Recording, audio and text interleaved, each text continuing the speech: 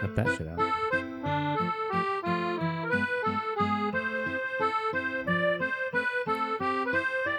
Spaghetti. Benet. A bobbity beep boop. A to the D to the G to the D. That's a damn good time. A. Oh. Forget about it. Forget about it. I don't even know when to come in because there's like no drop on this or some shit. Like, there's no bar break or anything like that. So I'll just do it right now. Ladies and gentlemen, welcome to the show. I'm Steve Schaefer. I'm Cody Adams. And this, what you're watching right now, is a Damn Good Time podcast. I don't know. Does that work? I hit him with it. I hit him with it. I don't even know why we're doing a Italian theme right now, but we are for some reason. Well, we're running out of music ideas, so we throw them all out there anyway. So on this week, your favorite duo is coming at you again. We're going to taste Not So Fast by Lager Heads Brewing Company. We will also talk some shit that is totally legit. Too legit to quit. I rhyme that shit. So sit back, relax, and have yourself a damn good time. Apparently Italian theme. We don't even know why. Get you some garlic bread, have some spaghetti, and just chill. Hey, you know? That actually timed perfect. As soon as the end of the song came, we were done with our bullshit. I say it was perfect. That was perfect. We planned it. Yeah. We rehearsed that like at least 18 times to make sure we got it right. Yeah. JK, LOL, we did not rehearse shit. No. Italian food's wonderful, though. It is. Yeah, man. Like, it sucks, though. I know you're doing the keto thing. I'm doing the keto thing now. Are you falling off? Yeah, we've done fallen off since the snowstorm, but Oh, come on, man. Hot guy summer's coming up. We got to be out there with abs and I'm stuff. gonna kick it back in here come Monday, but and we typically, like, even when we go like the full keto diet, which I've had good success on it. Like when we first went full blown on it, that was great. Right. I dropped a lot of weight, like 30 pounds, and it was good. But pasta's just too easy and convenient, right? Like, it's so easy. Just boil some water, heat some sauce up, boom, boom, boom, boom. And that's one of the things I tell people is like yeah, keto diet is easy because you get all the good shit. You get meat and cheese and like bacon, like all kinds of cool things. It's like, but carbs are way more convenient than any of that. Oh yeah, they're so much more convenient. Like, what do you want for breakfast? Oh, I have to cook it. Or there's a donut. Yeah, like there's a donut. Well, bread's that vessel that's just convenient for everything, right? You just smack PB&J together. Yeah, just spread some peanut butter and jelly on a 2 pieces of bread. I'm done. Just peanut butter or peanuts and sugar, and fruit with sugar and more sugar on top of flour. Yeah, flour. That's essentially sugar too, which are all the hard carbs. Yeah, like because you can get away with like dabbling and like, oh, that's the fiber part, so it's not net carbs. So I can have some veggies and stuff, but it's the hard carbs. The hard carbs are so convenient, like your flours and your straight sugar, Yeah, and they're delicious. And they are delicious. And then you also crave them. Like once you then the first 3 to 4 days, you're just constant like, why do I want? Like would normally never want a Mountain Dew right now, but that seems so fucking awesome. Yeah. You still drink the sugar-free pop, it's fine, and but yeah, the sugar fix hits. And then the other problem with, me is the beer, because beer still has carbs. That's why I'm drinking the Mickey Ultra right now, because it's low carb. That's why I'm drinking the seltzers. They're less than a gram of carbs. Yeah, so I'm trying to find that too. When I got first serious about it, I was like, I'll just drink vodka, water with Mio. Yep. So I'd have some kind of Mio. Like, I love the sweet tea, or there's like a mango peach, or there's a whole bunch of different flavors of Mios. And you just use those and make a big old drink out of that. I like the black cherry one, but I miss beer then, because I'm like, I just like beer. I just like drinking a beer, so it's tough. But yeah, beer's pretty good. Yeah, it's pretty fucking cool. So then I'm just like, I don't eat any carbs, and then I can drink 6 beers, Yeah. and that's my carbs for the day. So I'm good. Right. Yeah. I'll eat 6 steaks and 6 beers. I'm good. Yeah, I started actually this Monday, and I've been doing pretty good. Haven't cheated at all. I mean, besides like this obviously has some sugar in it, but still, Yeah. like the way my macros work out is I can only have 20 grams of carbs, and I have not went over that. If anything, I've went under it many days. It's surprised only 20 grams for you. Huh? I'm surprised only 20 grams for you. I'm still trying to keep it around like 22. Like I feel like you'd be like when I did, I was in the high 30s. Yeah. But maybe it was different. I don't know. Yeah, I'm running 5% carbs. Okay. 70 fat, and then 25 protein, 5 carbs is what I'm running. So, and I'm trying to keep it lower calorie too, like not just sustaining but lower, so that I could still have a deficit and drop. Yeah. It's one of those weird diets too. It's like you go through a phase. So like the first phase is they sometimes call it the keto hangover, where it's like or like the keto flu you get. The keto flu, where you're almost like your body's like, I need sugar, I need carbs. This is how we operate, which is really literally your body changing over. Yeah, it's kind of like it hasn't switched to fat yet. Yeah, it's your body changing over, just like we don't know what to do anymore because this is how we used to do. Yeah. And then so you almost feel kind of shitty. Mm-hmm. But then once you bust through that, it's like amazing because and I think you were saying before, like you're not as hungry anymore. Yeah, like today I had a little bit of hunger at work, but like, well, because they called me in for like 2.5 hours worth of work, and it was right at lunchtime, and I hadn't eaten anything yet.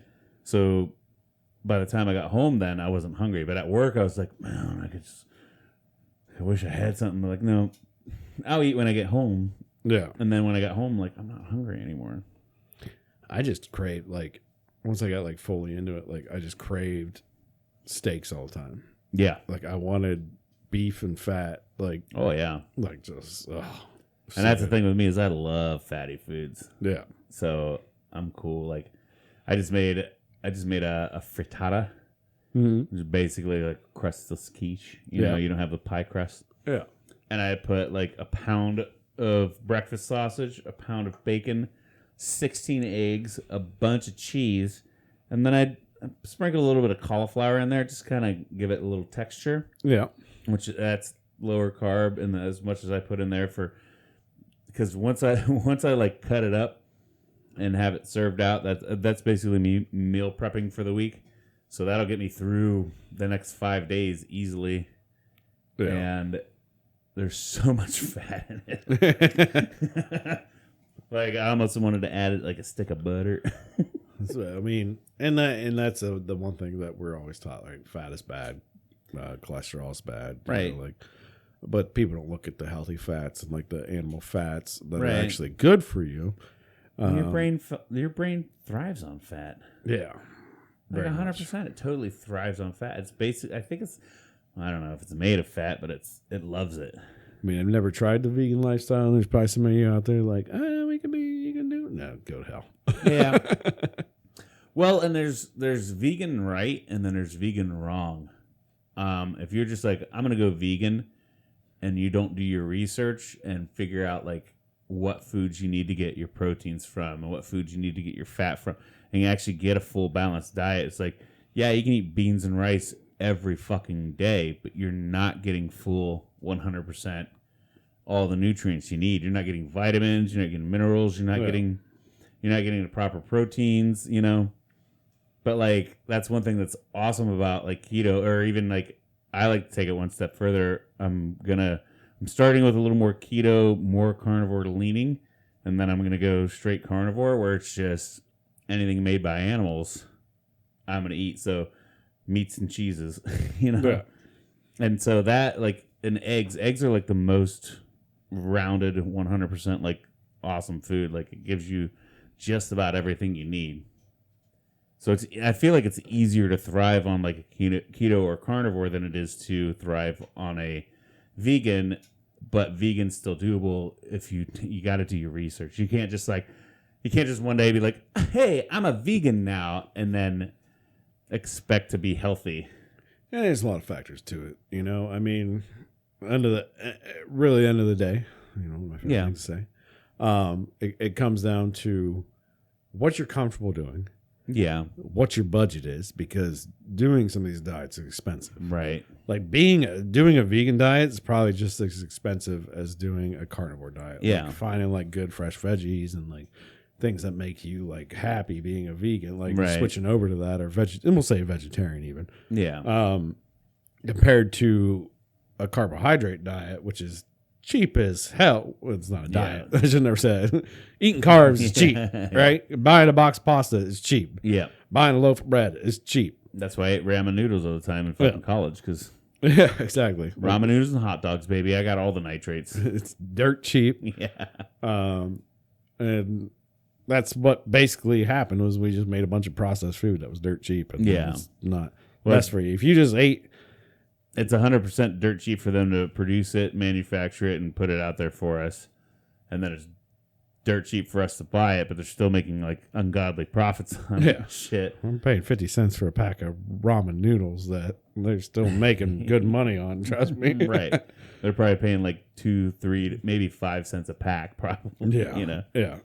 The grocery store gets their cut and then it goes back, you know? Yeah. Yeah. So, I mean, there's a lot of factors if you ever want to go into diet, and we're not dietitians and we don't recommend anybody doing anything, but nope. I've done keto. It's worked very well for me. Yeah. I've now when you stop keto though, you will revert back pretty fast. Very quick. If you're not doing some kind of physical effort to help yourself too. Like I went from 216, lean as fuck. I had abs showing, and within 2 years, I'm now back to 265. Yeah. Fatty as fuck. But I also stopped working out. And that's the biggest thing. No matter what diet you do, you should probably work out a little bit too. Get active. Yeah, 100%. I mean, that's one thing I will stand by. I will not 100% say you need to do this diet, you need to do that, but I will stand by you need to work out. Yeah, the best diet you're ever going to have is being physical. Yeah. And if just count how many carbs you take in and then how much you work out. Yeah. Because there's a lot of people that are lean and fit as hell, and they can eat 6 Big Macs a day and they can still be lean and fit as hell. But then again, there's a lot of people that are fat as fuck that are actually healthy because they still work out and they're still active. You know, that's the thing. When you become sedentary and you eat whatever you want, then you're fucked. Yeah. And they always say like health comes from fitness and the abs come from the kitchen. Yeah. You know, so if you want to look good, monitor your food. You want to feel good and be fit, be healthy, get up and walk around. Move around a little bit. Get active. Get them bones churning, Bones churning? Get them bones churning. Oh my God, my shoulder hurts. Well, work it out a little bit more. You can lube it up. Get a little motion in there. A little motion in the ocean. Yeah. But yeah, so enough about diet and boring shit. We're just going to jump right into diets. There you go. That's we're doing some keto. Yeah. You been up to anything cool this week? Not a whole lot. Obviously, we kind of got snowed in there. Yeah, that was a big old boy. Nasty. Not just snow. Like, we can handle the snow. Just snow is easy. You can drive on just snow. We got iced. So we got snow on top of probably, I don't know, half-inch ice maybe. Yeah, because we started with the freezing rain. And maybe I should look this up, because what's the difference between freezing rain and sleet? Freezing rain is rain that falls liquid and then freezes. Yeah. And then sleet's rain, basically...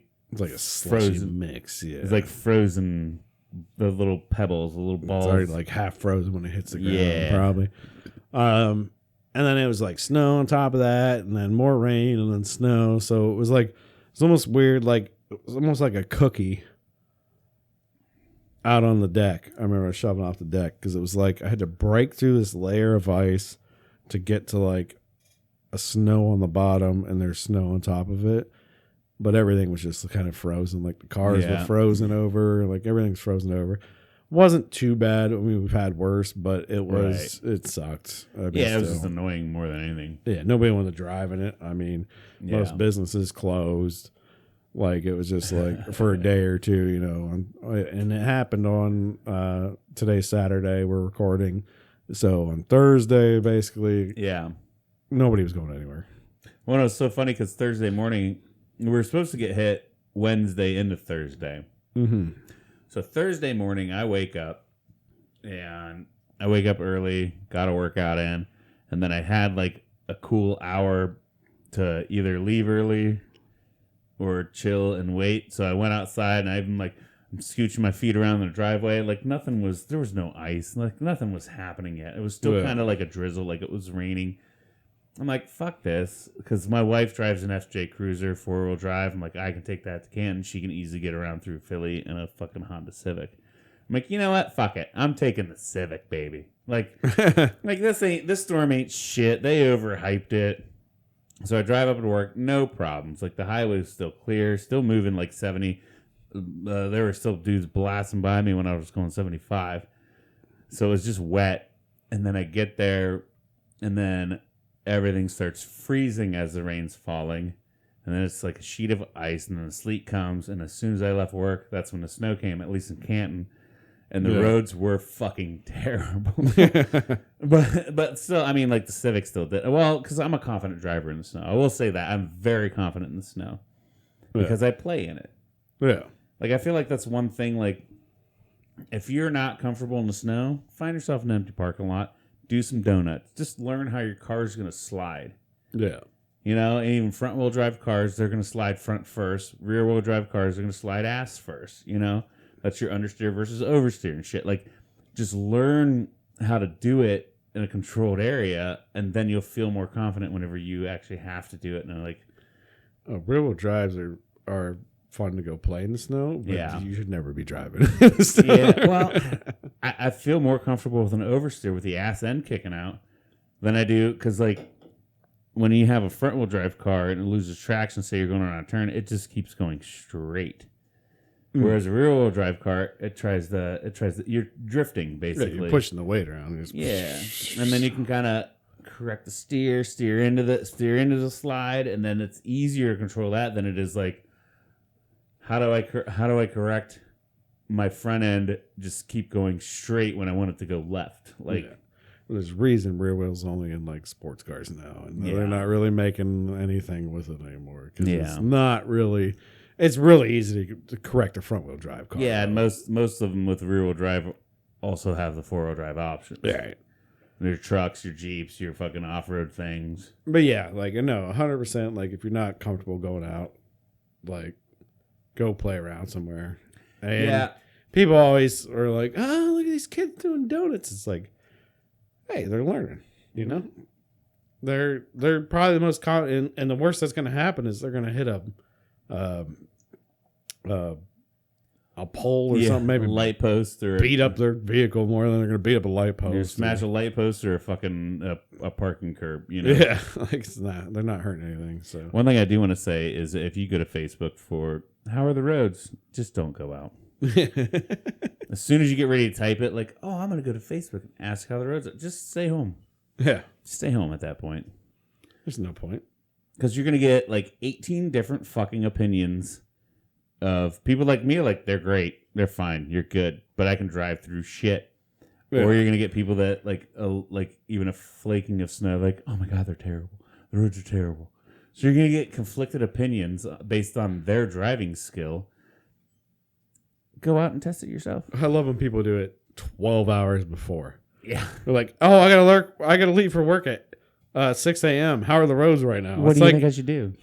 What do you think's going to happen in 12 hours? Like, plows aren't going to go. Right. Like, things aren't going to happen. Like, right. It's either going to get way worse in 12 hours or it could just be fine. Like, what roads are you talking about? Highways are going to be better than main roads through town, which are going to be better than side roads through any town. They're going to be touched fucking last, which are going to be better than back roads. So where are you driving? Like, if anything, if you're going to ask how are the roads, say, if I'm going from, Philly to Bolivar, which roads are best? How's the highway looking? That's more of a smarter question instead of how are the roads? Like some of them are maybe some are shit, maybe not. But 12 hours before, like nobody knows. Like you're 12 hours before. Yeah. You know, like hey, 12 hours later, you think these roads are gonna be okay? No, not for you. Yeah. You see the same. Yeah, you see the same fucking weather report I see, and it's not supposed to hit till 12 hours from now. So we don't fucking know how the roads are. Plan on staying home. Go buy 4 loaves of bread, 8 gallons of milk, and a bunch of eggs. Apparently, those are hot items during a fucking storm. But yeah, and just stay the fuck home. Find something fun new to watch on Netflix or whatever. Maybe even subscribe to a new streaming service so you have newer, more options. Yeah, I always love my beautiful wife. She's always like, oh, maybe we should pick something up because, you know, we're stuck here for day 2. She doesn't normally say that, but, you know, whatever. And, but I'll be in the house and she'll be like, oh, we got to cook dinner. And I look in the cupboards and I go, oh, okay, I've had this arborio rice sitting around for a while. I'm going to make risotto because we're stuck in the house. And she's like, what do you mean you're going to make risotto? I was like, I'll make some risotto. And she's like, God, you just cook anything. I'm like, but I feel like people freak out all the time. And it's like, maybe this is a good time to empty out your cupboards, you know? Yeah. Get back in there and be like, hey, I've had this Jiffy cornbread mix sitting here. Make some cornbread. Let's make a little Have some fun, you know? You're not leaving your house. Make something. Keep some of the fresh shit that you got in your fridge for another couple days, just in case. Go to the pantry. Yeah. And on top of that, stock your fucking pantry sometimes too. If you're that worried about it, like you're not living right. Yeah. Yeah, like we probably got 2-3 months worth of food if we can go anywhere. Yeah, I could stretch. And if we rationed it, like, look, we can't go anywhere. This is the not apocalypse. They're like some weird fucking snow thing's coming through. We're gonna be stuck in here for 3 months, and we cannot get out of the driveway. So we're gonna make biscuits because that's like flour and water. You know, like I do remember, like, you know, Grandma's house, right? Grandma always had a cellar down in the basement room. Yeah, that like storm shelter room, and it had like canned peaches, canned veggies, and the ball jars, everything in ball jars. You know, probably 20-30 of them are minimum per shelf, and like 3 shelves or 4 shelves back there. So you know, like 80 jars. And then I'm not saying she probably didn't use them while she was going, but like, they had a storage of food. Yeah, but they also lived through the Great Depression. Yeah, so that's one thing you got to remember. It's one of those things too. Like I get why we moved away from that because it's so much easier to just go buy a bunch of shit, and nobody really has gardens anymore. Like my grandma and grandpa had a garden in the backyard, which every year they planted the same things, and then every harvest they canned them. Yeah. And then they would put the new ones in the back, and then the ones that came forward, like, okay, that's going to be dinner for the next 3 weeks. But they still had like a year supply of fucking canned green beans, potatoes, like you said, peaches, applesauce, like stewed apples, like all the cool shit and then they'd go to farmers markets and like buy things on discount whenever, you know, they paid more attention to when the food was. When the fruits and vegetables and shit was ready for harvest, and they'd can it, and like, why don't we do that anymore? And I know there's a lot of people. There's probably some people that listening like, I do that all the fucking time. Like, yeah, but it's not necessarily like part of the culture of it. You know what I mean? I feel like back then, like everybody did. Now everything's so convenient, right? Yeah, Amazon.com. Yeah. I need this. Just Amazon it. Right. Like, I get my baby formula from Amazon. Right. Like, if that shuts down, now I got to start going out and trying to buy baby formula and stuff like that. Like, that's going to suck. Yeah.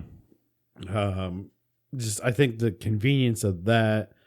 Now, we're in more of a rural area where, like, you should see more of that. And I think we do. But, like, you get to big cities. Yeah, there's none of that going on.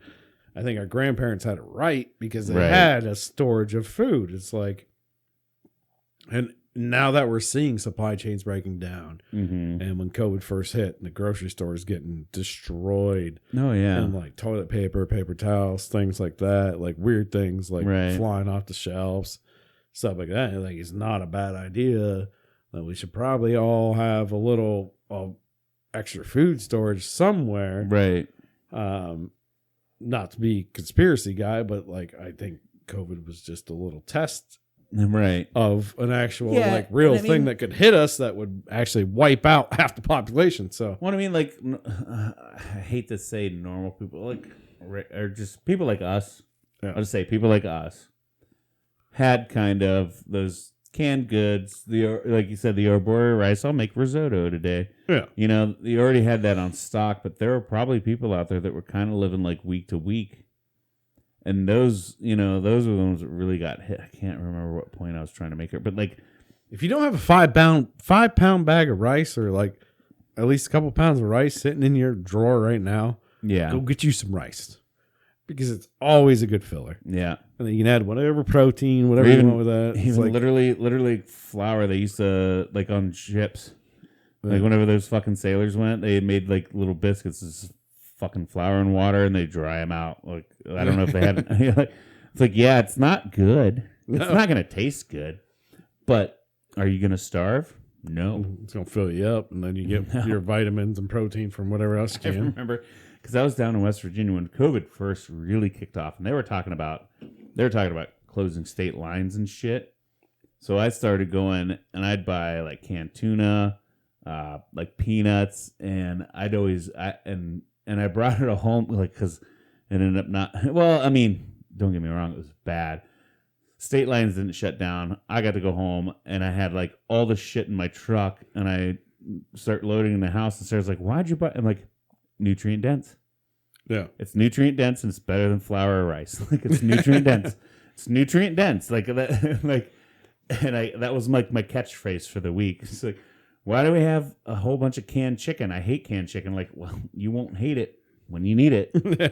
Canned tuna, you won't hate it when you need it. Yeah, we're not going to be digging up earthworms out there. We're going to be eating some canned chicken instead. Right, yeah. Yeah, nutrient-dense shit like that, you know? It may not be the best chicken in the world. Probably doesn't taste good. But you won't starve, you know? So, like, I always think of that, like... And I'm sure a lot of people and our listeners do too. Like in a survival situation, how long do you think you could survive, like without the processed stuff and like the normal amenities you have? Right. Could you just run out in the woods, live by a lake, and survive? See, I'd be a scavenger for sure. Yeah. I'd find an empty house. I'd go through, raid their cabinets. Like, oh, that's dog food. That's nutrients. Like, and I'd be able to eat it. Like, I can eat anything. And Sarah always tells me, like, you would outlive me for sure. The boys might be able to, like, you know, get into it, but you can eat anything. I'm like, yeah. Yeah. It's bullshit in a can. I'll fucking, if it keeps me alive, sure, I'll eat it. You know? Where she's like, oh, it's not pasta and it's not noodles and red sauce, or like, like plain Jane, like, yeah, this is a can of tuna. She wouldn't eat it. I would love to see her in a starving survival situation to see if she actually would. Oh, you'd have to. But her mindset right now is that she wouldn't. Right. No, but if you're when that hungry, everything's yeah. going to taste wonderful. Yeah. Right. And even like dog food, like, yeah. It's got some nutrients into it, so you're gonna eat it. You know. What about you? What do you think you'd? I think I'd do all right. I've studied enough of like fungus mushrooms, so like in springtime and like fall time, like you get mushrooms all the time and eat those. They have some nutrition, some protein to them, not a whole lot. Obviously there's insects that you can eat, not all of them, but there's a good amount. You can dig in the earth and get yourself some fixins down there too, and then fishing, obviously. Yeah. Setting traps for fish and doing that kind of stuff. So you'd be more of a hunter forager. 100%. Like, I mean, I'd still try. I'd be still breaking windows and jumping in people's houses if I had to survive. But I'd also be like setting up a community, be like, all right, we can catch fish, we can do this. Like I would think the initial thought, of course, is like survival, right? So you survive on your own, but you're going to survive better if you get a group of people together. Like if we got all our friends together and be like, all right, who's got skills in this? Who's got skills in this? Let's like find this, find this, find that. Yeah. Like, and then get the group mentality of like, we're going to survive. We can make a big pot of soup if we put everybody together. Yeah. Like scavengers go out, find some meat. Yeah. Fishermen are real fish. Try to get some fish for everybody and like just make it happen. So yeah, like I'd be that guy that's like, why is he so fat? I'm like, because I'm cool with eating dog food. Like we killed this chicken. Let's ration it out. I'm like, don't worry about me. I'll just eat dog food. I don't think anybody would be upset about dog food. Got to that point, right? Like apocalyptic situation. Anybody's eating dog food. But then I'm like strong and big. That's a can. When everybody turns on each other, you know, because all the food is gone and all there's left is dog food. I'm strong and big on dog food. I'm like, nope. And they're all weak and feeble. Like, we've been trying to live off of berries and lettuce and all the little I don't think things there's we one can person find. that's not going to eat that dog food before then. I don't know. I'm eating that dog food. Yeah. Well, so we'll both be like, be the big dudes. Fight us for our dog food. It's kill or be killed at this point. But I'm also catching fish and doing other things too. But then your climate matters too, right? So like, you got to be in that perfect climate zone to survive as well. Like, what are we gonna do in the winter? Eat more dog food. Eat more dog food. Hopefully, we find a pet. We're just gonna. So Steve in a pocket situation is going to next time pet supply. Next time, and you're buying all of the dog food. You're like, I will take 500 pounds of dog food, and I'll start with a can unless they run out, and then I'll go to dry because I feel like canned probably tastes better. You ever smell that shit? It smells good. It's just like Campbell's chunky soup. Sometimes I feel like our little dog Kumo. He's a little Pomeranian. He's old as shit. He's lost half of his teeth, so the vet's like he's got to be on a soft food diet. So like, oh, here's sirloin steak thing for him. I'm like, this motherfucker eats better than me sometimes. I want to eat his sirloin steak. I feel like me and you could survive together well. Yeah. We have a good set of skills together. We're both kind of mechanically inclined. Oh, yeah. We know how to cook. Yep. And we both have kind of like just enough insight on things that I think would be all right. And I feel like sometimes with whatever the food is, no matter, well, I mean, it gets to a certain point where it's too rotted, but if it's a little stale, just heat the fuck out of it. Oh yeah, I don't give a shit. Yeah, cook off all the bad shit. You can cook off all the bad shit most of the times. Don't be like, oh, I've had this ham in my cupboard for 6 weeks. I can cook that off. Probably not. Probably not. A lot of times, like I'll get like so ground beef. Like most of the time, I buy like a log and I cut it up. Yeah, split it up. Blah blah blah. And sometimes you pull that bag down and you got a hole in it or something. It oxidizes really fast. My wife will be freaked out. I can't ever let her see that. It's like gray. Yeah, because it gets gray on the outside. I'm like, but you split that open the middle, it's still beautiful red. And I'm like,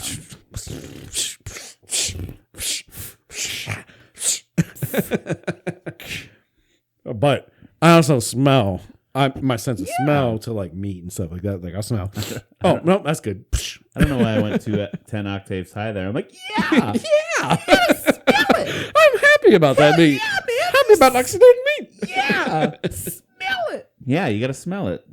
But I smell it. Sometimes you got to touch it too. If it's a little slimy, just wash that off. Rinse it off. Yeah, rinse it off. Give it a little rinse. It's fine. Yeah. I've ate some questionable shit. That's for sure.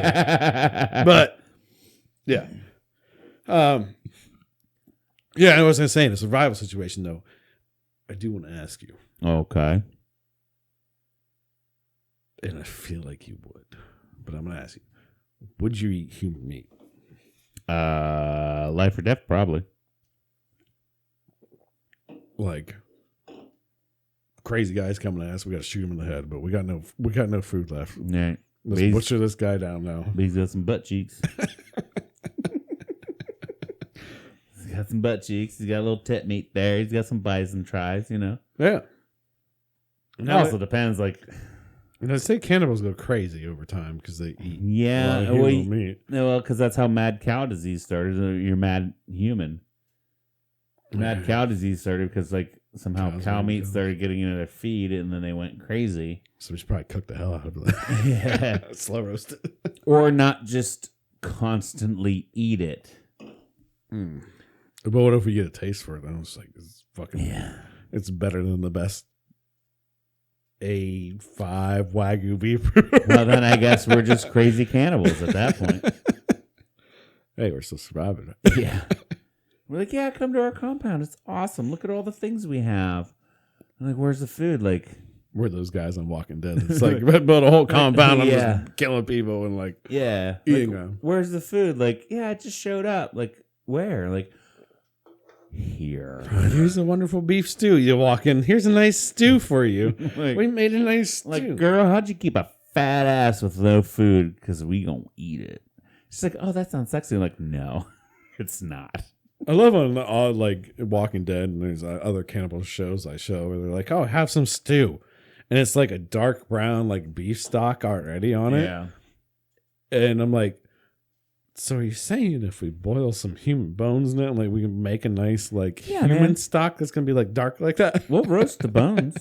Yeah. You don't make stock out of you gotta roast the bones. We'll roast them over on a fire. And then we'll take them and boil them in water, get all those flavors out. And we're going to need all the addresses of anybody that watches the show, by the way. Yeah. Or just come here. Come see us. Come see us when the apocalypse happens. And what would you say is your number one survivor skill? My survivor skill is probably the ability to eat just anything. If I'm coming down to it, like, yeah, I'm a big, strong dude. Probably not great in hand-to-hand combat, though.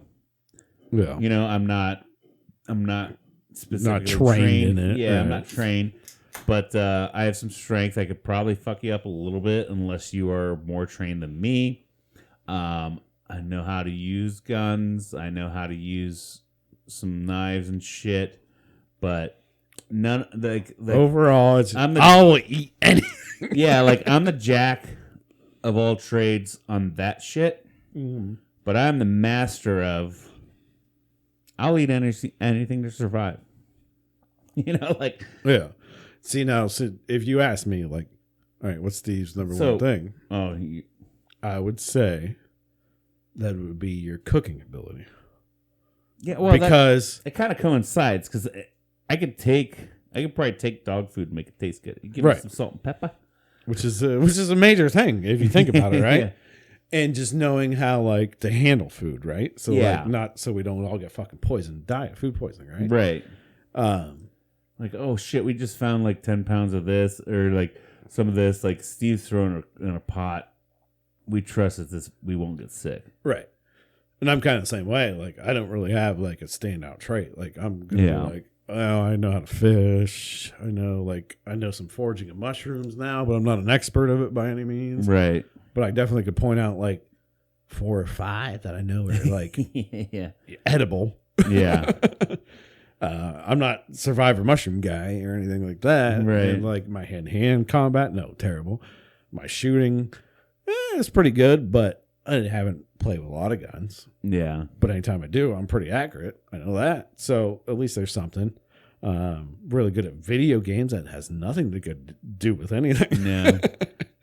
Unless we secure... unless one village challenges us to a tournament. Unless we secure like a drone and like the operating... Like, okay, we can... Yeah, technology I'm good with. So just the understanding concept of things, you know. I feel like too, sometimes with me, like I'm fucking stubborn.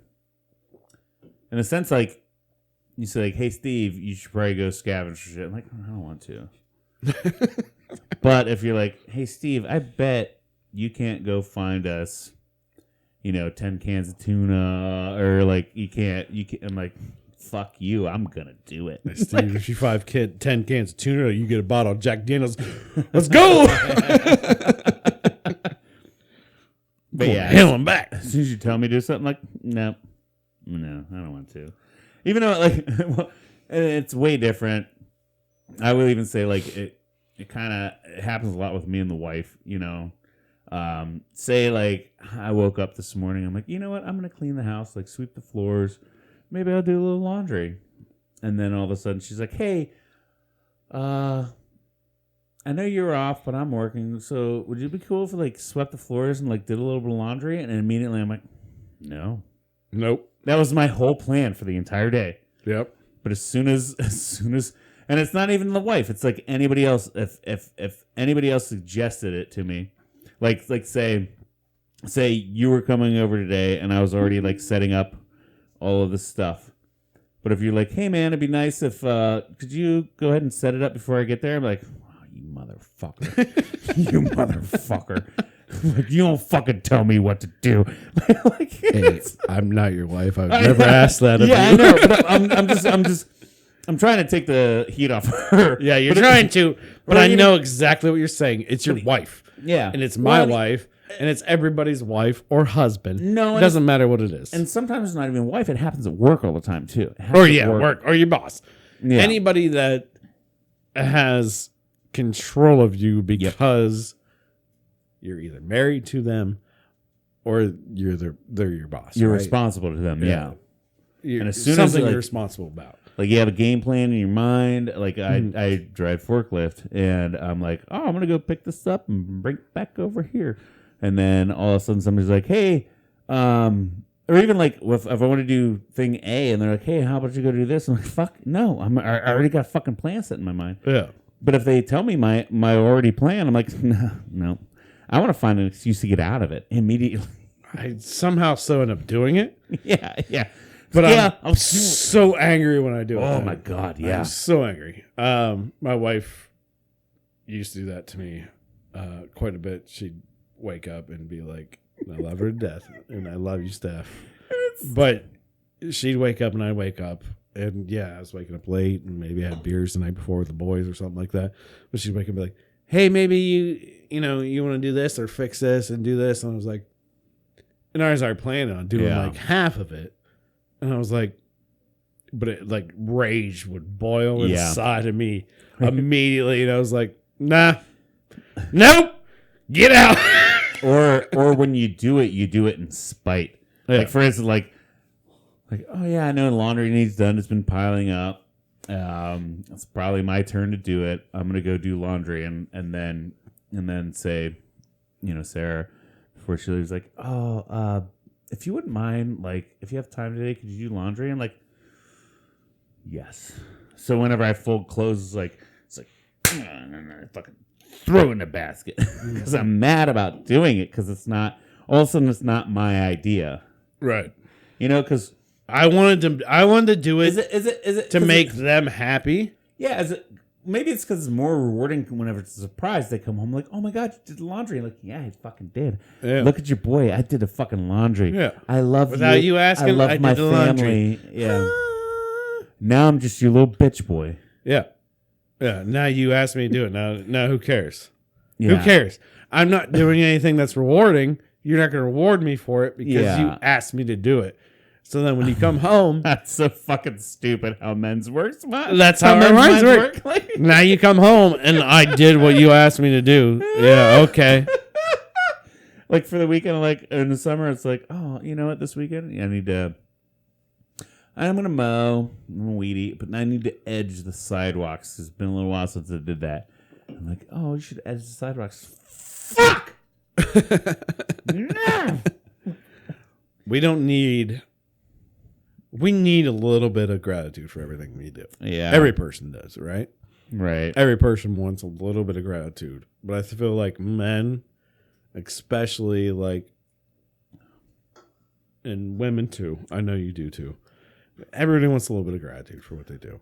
Yeah. Everybody likes to be appreciated. Everybody likes to have a little bit of, hey, good job. Yeah. When I was general manager of a restaurant. That's like one of the things I always try to focus on is like just telling people they did a good job. Yeah.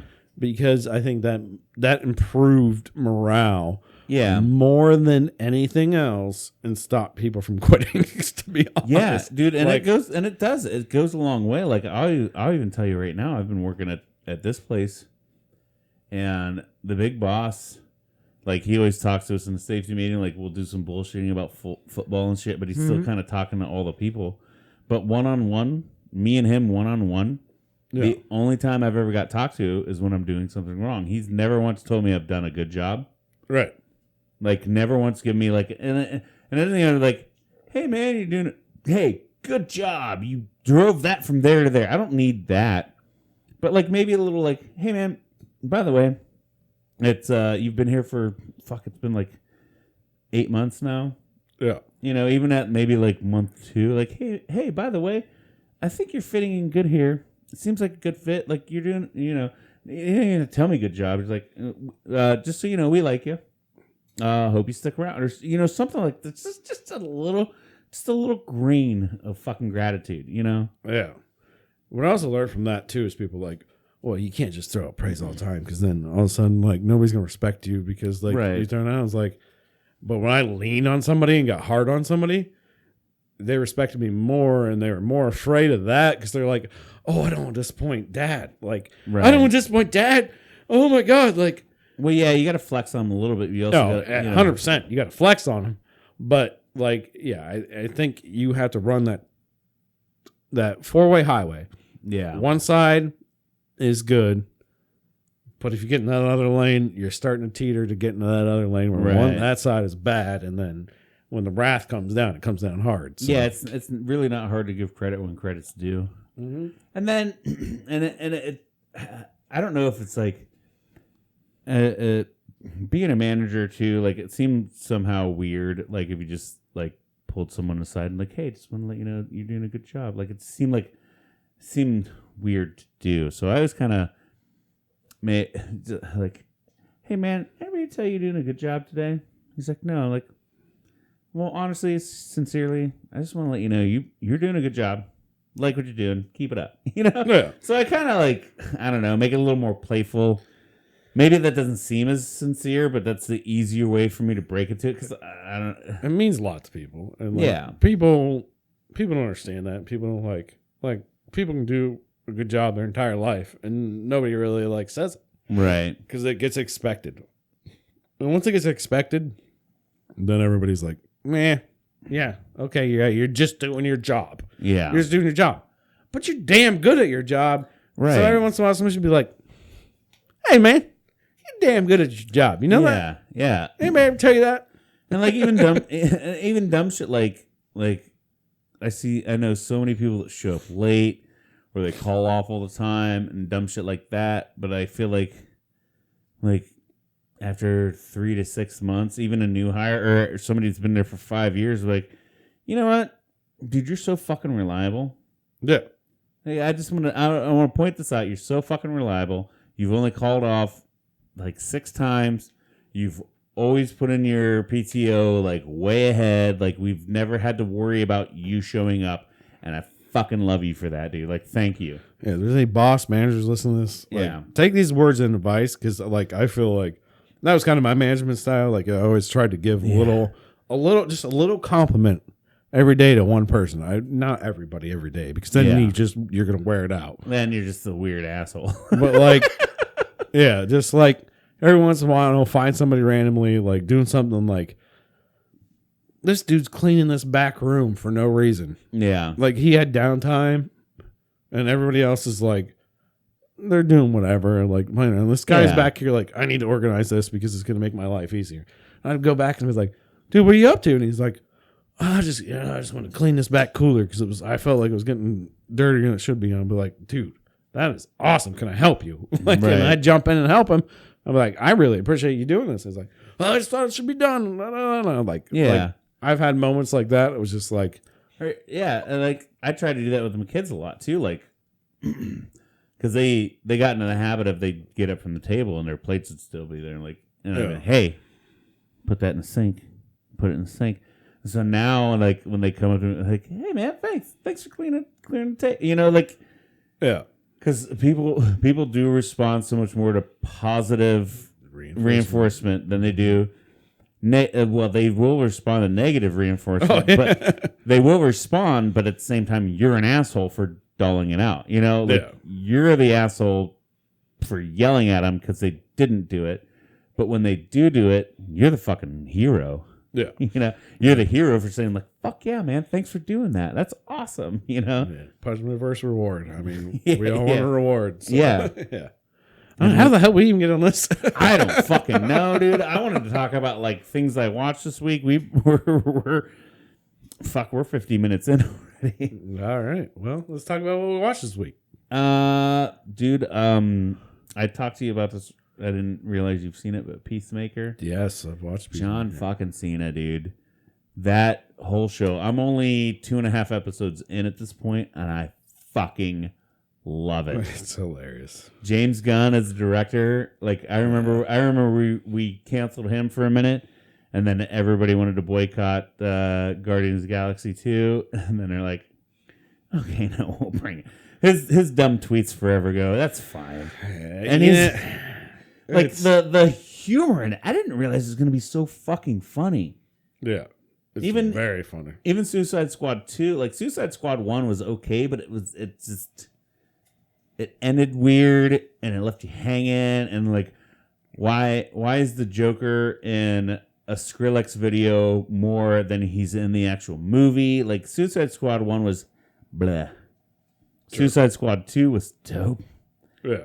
And then this Peacemaker shit is fucking awesome so far. I love it.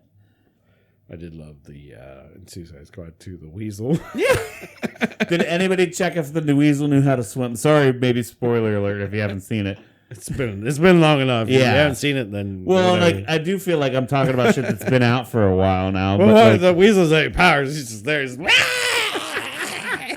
what the hell? It's so fucking silly. It's so fucking awesome. Good show. Good show. Yeah. Very funny. I've watched, I think, all the episodes this season. I don't know. Maybe another one came out since, but yeah, it's funny. Yeah. A lot of crazy stuff going on. It's just like, it's like The Boys we were talking about. Yeah. You know, it's like The Boys on Amazon Prime. That's one thing that The Boys did great is they showed the darker side of superheroes. Because there 100% would be, right? Yeah. Like, because even though they're superheroes and they have talents and special things, they're still people. Yeah. Like, the best thing about The Boys on Amazon Prime is, like, they would kill random people all the time on accident or on purpose, whatever it might be. But yeah, like the dude's like the Flash, and he runs by and just blasts into his girlfriend, smashes through a lady, and she turns into dust. And he's on like whatever super drug, but yeah, still, like, that could very well happen. Yeah. Or like if there was a Superman like in The Boys. Homelander, there are things that are going to happen. There's like if they're in a tussle with somebody and the Homelander's like a megalomaniac freak, like dude's yeah, right. like dude's fucked up. But like, yeah, it's The Boys touched on like, why do superheroes always have to be good? Well, it's also touched on like, so a villain comes, right, and there's a fight and there's cars flying and there's stuff happening. It's like there's people dying everywhere around them, right? Yeah. And nobody's talking about the fact that they brought up the negative side of no matter what happens, there's like people dying all around them, and it's a conference. Because they're either fighting, they're trying to save people. Yes. Yeah, it's fucking brilliant, though. They're trying to save people, yes. But then at the end of the day, what do they do when they go back to their office? They're like, okay, now I just can sit here till the next bad guy comes around. And they're probably as demented as us. So I love The Boys, too, because it kind of showed like how corporate America could corporatize superheroes. Yeah. And make money off of them and sell their rights and their likenesses and like turn them into commercials and all this bullshit, and then on the other side, they're just pieces of shit that happen to have superpowers. And I love that. I forget his name, but Aquaman, basically. Yeah, he's like the cast out, and it's like. Because Aquaman, really, it's like everybody's always made the joke. It's like Aquaman has no powers; he just goes in the ocean. He can talk to people. Yeah, I forget his name in the boys, but yeah, he's the Aquaman equivalent. But he has gills. Yeah, he's taking the dolphin in the seat. He tried to crashes and it flies out of the net. He tried to set the dolphins free, and then it gets run over by a fucking truck. Yeah, like it's hilarious. Yeah, the boys is good, but Peacemaker's really good. It's right up there. Yeah, and if you like, definitely if you like Guardians of the Galaxy shit, that's James Gunn that did that, and he's doing this. He's doing a lot of throwback, like hair metal bands. Like you get a lot of cool old music in it, and you get a lot of fucking humor. A lot of weird, dark humor. There's a lot of tones of racism in it, but it's funny. Like, it's played well. Like, it's played well. Yeah, it's not racism. It's just like, that could be racist. Yeah. Kind of what I'm saying. Like, if somebody said something, it's like, oh, that could be racist if you said that in the wrong context. It's like, there's kind of those things where it's like, oversensitivity he's touching on. I almost feel like they're borderline getting canceled, but they're not. He's touching on oversensitivity because it's like it's funny and it's true, so it's not like they're And basically, I'll break it down without ruining anything. Like Peacekeeper, he's basically Peacemaker, right? Peacemaker. I forget anymore. He's basically being accused of. This has nothing to do with the show. This is somebody talking to him, accused of being racist because he kills more black people than white people. And he's like, "No, I'm not racist. I'm not racist." And he's like, "Well, next time I go out, then I'll kill a white person instead of a black." Like he's trying to justify himself. Right. So it's all teetering around like social environments and stuff like that. Spoiler alert! If you haven't seen it. And you don't know what, like episode 2, you find out that his dad goes to prison and he's like the white dragon for the Ku Klux Klan. Man, now you're very spoiler, and you shouldn't be saying it. But so, like, he's raised by an obvious racist. Yeah, so, like but he's not. Yeah, he's not. He's trying to make the peace. Yeah. But anyways, right. Another show I've been just finished was the Ozarks. Oh yeah, I know. I've slacked on that, but I didn't realize it was part 1.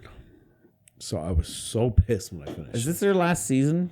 It's supposed to be their very last season. Okay. So I think it's season 4 or 5. I think it's remember 4. So this is part 1. Part 1. Yeah. It ended, and I didn't realize that. Like I thought I was getting to the finish of it, and I'm like, thank God. Because this show is too much dumb drama. I like it. I love it. Like I enjoyed it. But like they go through the same dumb shit back and forth and blah blah blah blah blah blah. People dying and people getting fucking buried and and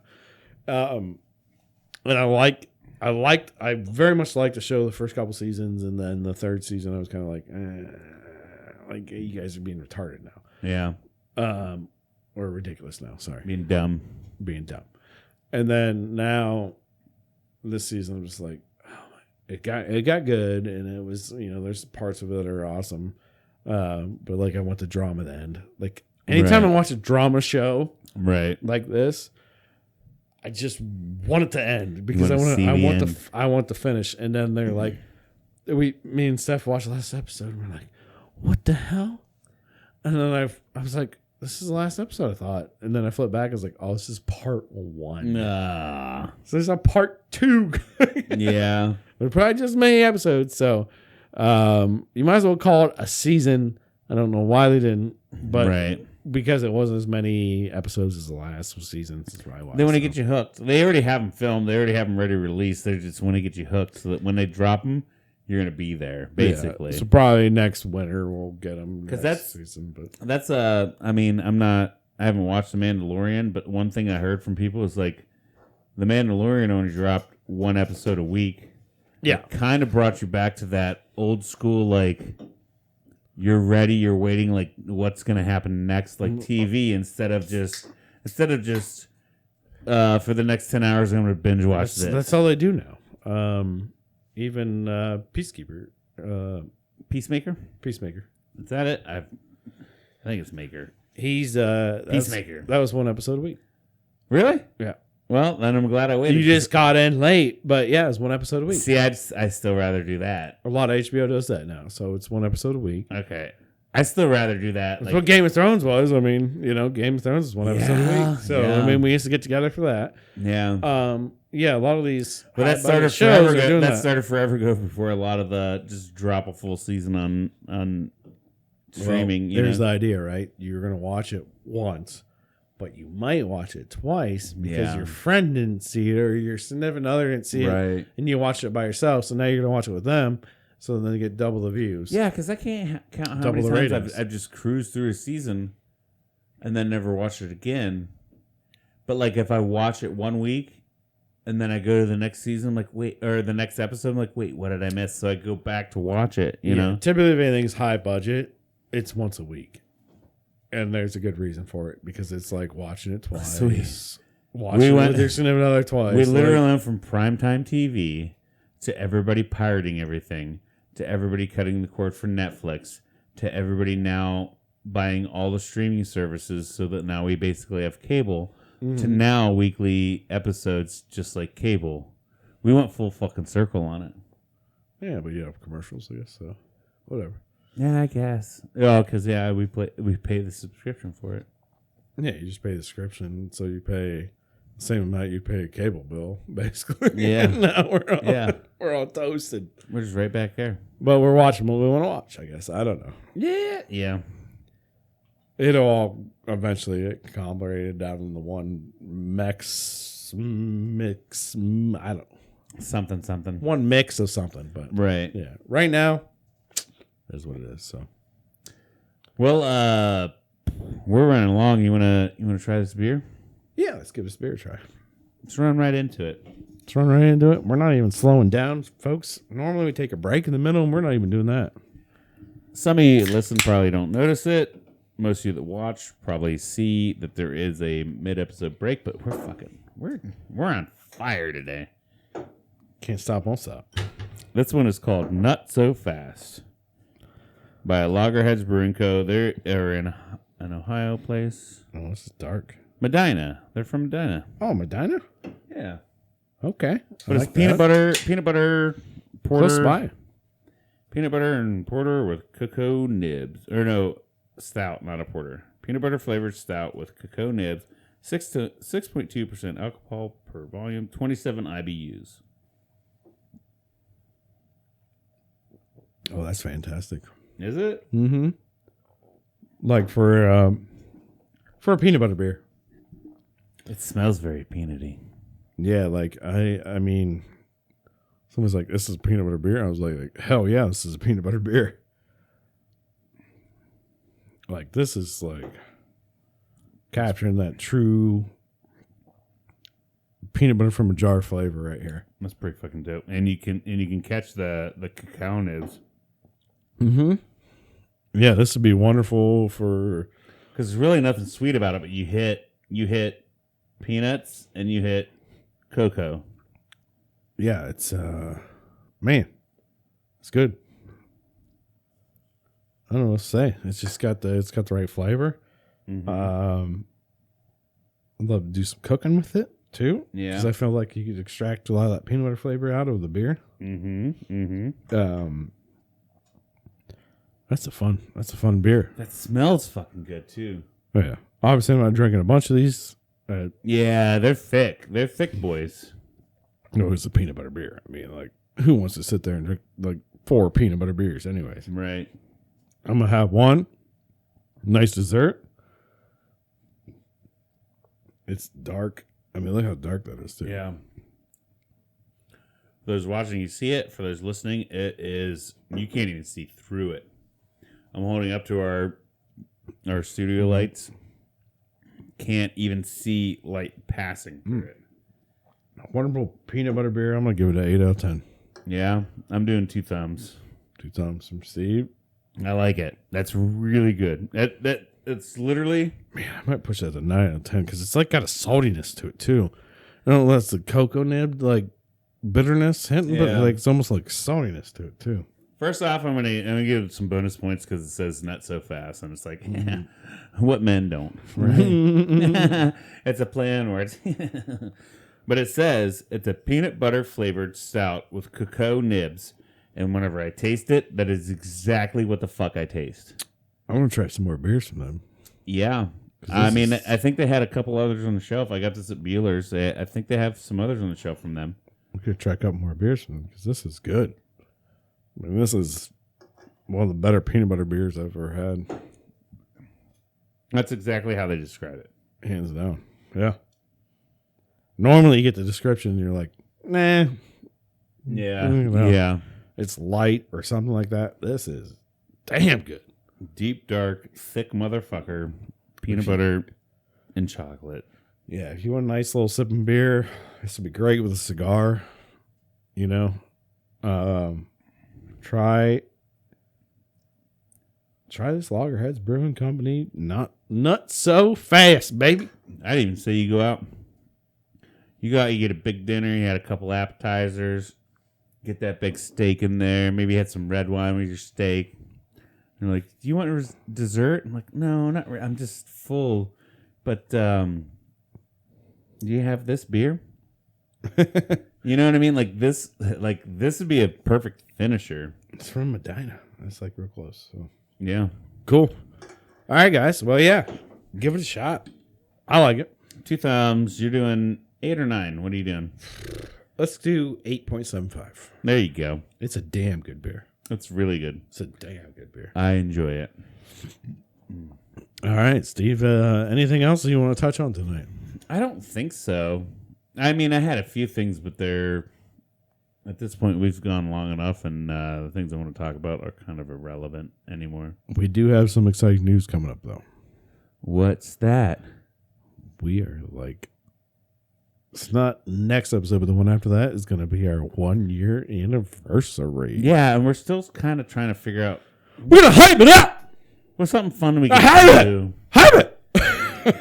Maybe we could do like a live show, but we still don't know how to go live on a lot of things. Yeah, we're not that technical.